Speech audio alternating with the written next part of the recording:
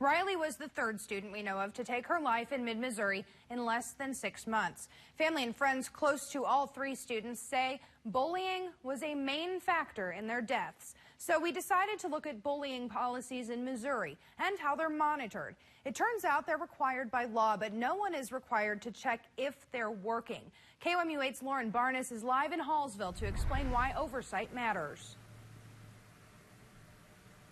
Well, it's a story of mixed messages. You see, the district tells me it does whatever it can to protect its students. But since Riley passed away, I've received at least a dozen tips from parents in the district with a different message about the poor and, in some cases, dangerous environment right here within these walls. I've read the emails between Riley's parents and school administrators and the school's correspondence with those other parents who reached out to me. But this, well, this is Riley's story. Now I've heard there was a secret chord that David played and it pleased the Lord, but you don't really care for music, do you? It says we cut and kill flowers because we think they're pretty. We cut and kill ourselves because we think we're not.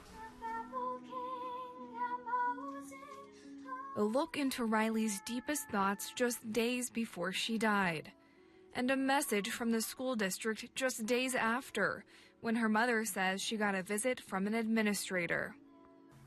If you move to Hallsville and you haven't been there, from the time you were young, you will never be fully accepted.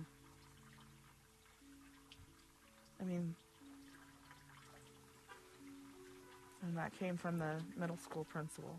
A spokesperson for the district told me this conversation never happened, but it's a message Renee says Riley heard loud and clear. I know that there were girls telling her to go kill herself just about every day. Her beauty and the moonlight. A message Renee was trying to do something about. In late March, she asked KOMU 8 to investigate the district. I started talking to her shortly after. But on April 5th, Renee sent, and I opened, a message that changed everything. My daughter passed away yesterday from suicide. She was 13.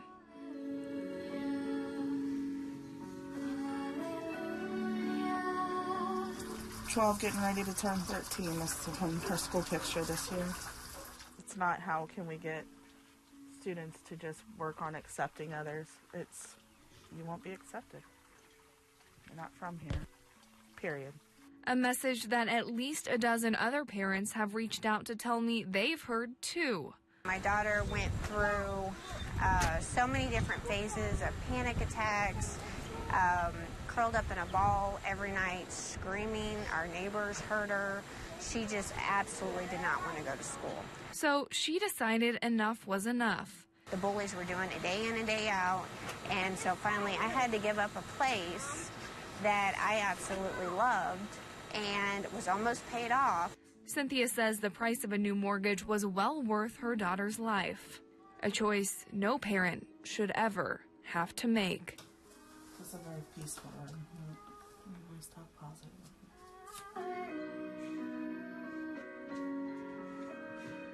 But one Renee would have easily made for Riley.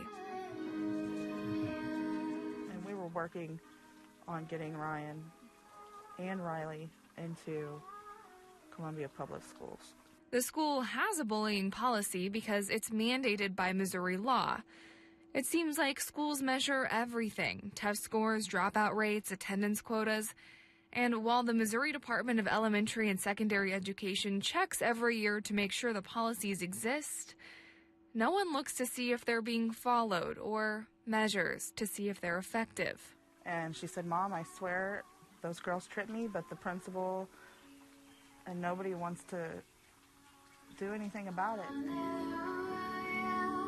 A $36,000 surgery to repair Riley's torn meniscus, a surgery she was still recovering from when she died. She says it was a teacher's daughter who tripped Riley. And when she went to the principal for help, he said, "Well, I have to talk to my superintendent about that." I called the superintendent and emailed the superintendent, who acted like he wanted to work with me on it, and he said, we don't have that video anymore. We don't keep them for very long. The district spokesperson told me the school sat down with Riley to review the footage, but the moment when she was tripped was never found on camera. Even when we had a teachers meeting, the woman did not deny throwing the book at my daughter. So now Renee and her husband Keith are sending their own message to the school and the public that as a society, we have to do better.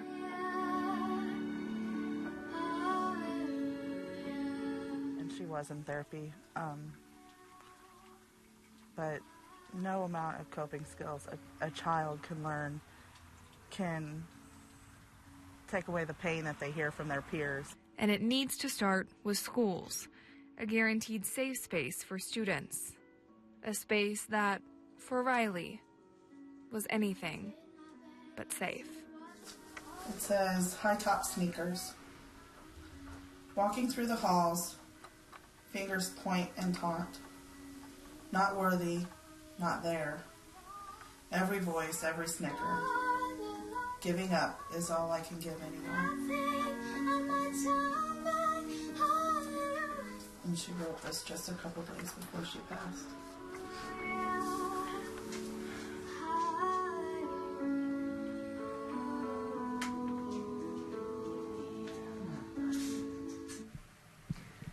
The district refused to go on camera for an interview. Instead, it sent me a link to its bullying policy online, saying it was, quote, revised in October 2016 to reflect the most recent legal requirements regarding bullying in public schools, making sure I knew it was compliant with Missouri law.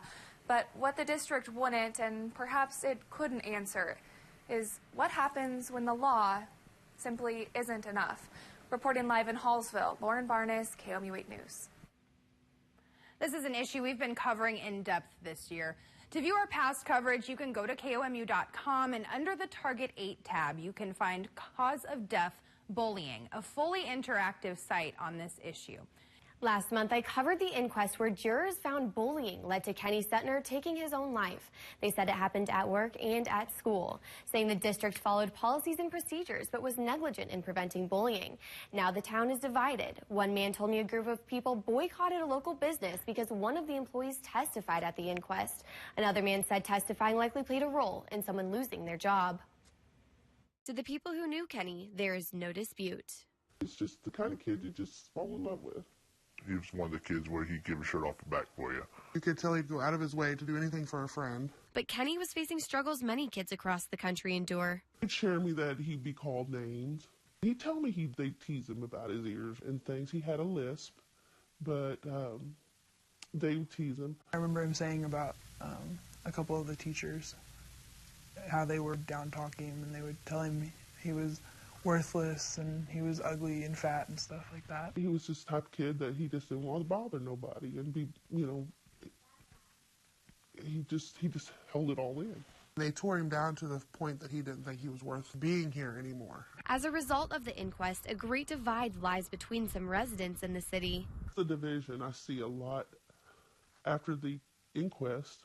I got the cold shoulder because I was on the stand with Kenny. I feel like just because an inquest was conducted, the town should not be divided.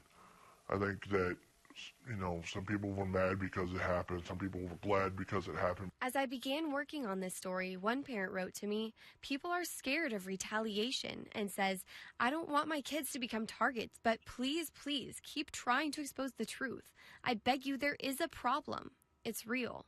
But it doesn't stop there. The division also lies between some families and the school. Why would a 17-year-old boy want to take his own life if something was done about it? Our school doesn't do anything about our bullying. Like, they say they do, but they don't really. You can preach a bully policy all you want. You can post papers. You can wallpaper the school in a bully policy. You have to enforce it. And I don't feel that it's being enforced. I feel like Kenny would still be here with us today if something was done. I hope to see that it brings light to a lot of people and that they realize that it's an issue. I mean, not only in Glasgow, but everywhere. In Missouri, there's a hotline for people to report school violence, and I requested its telephone and online report data since 2014. In Missouri, there were 778 cases of bullying and harassment reported, and in Glasgow, there was only one reported case. A release from the Glasgow School District states it is seemingly not enough for the district to adopt policies and procedures to prevent bullying, not enough to train staff and students on bullying prevention. The district must prevent every instance of one student bullying another. With due respect to the inquest jury, no school district can satisfy the standard. How would Glasgow be responsible for a student committing suicide? That's ludicrous. I just got done saying we do all the policies, we do all the training. Even the jury found that the district followed all its policies and all its procedures. A Glasgow parent sent us an email from the school stating students and school personnel have met recently to discuss bullying. Tonight, we'll be looking more into liability and this idea of being held responsible for another person's death. It's a story you'll want to watch to learn more about the laws on bullying and harassment at schools and work. In addition, if you want to learn more, now we've put together an interactive story for you on our website. You can click on the logo image in the story to find extra videos, like from the school's attorney, and other photos and documents from the story.